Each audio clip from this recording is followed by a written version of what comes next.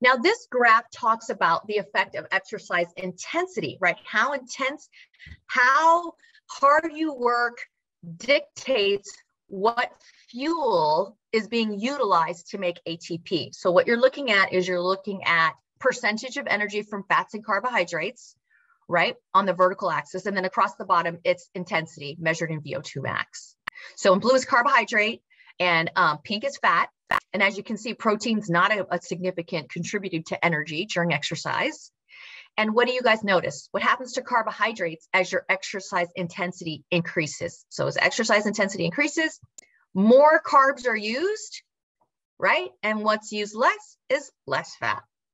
So what does that tell you in terms of high intensity exercise, right? You got to have adequate amounts of carbs because as you keep training or keep exercising or keep competing, your body's going to utilize more carbs. Yes, you need carbs. All right, so the next thing let's talk about is steady state exercise. What happens during, like when you're in your aerobic steady state mode, right? So you're looking at percentage of fat or carbohydrates from 0 to 70%, and then exercise time. So this is duration, right?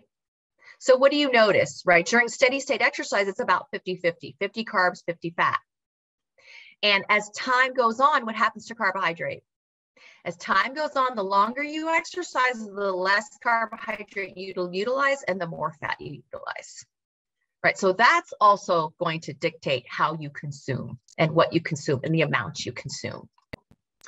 So the main thing, if it was one slide I would take away from all that, is this one, right? The activity type, what you're doing, dictates which energy system dominates and where your body's going to pull the fuel source.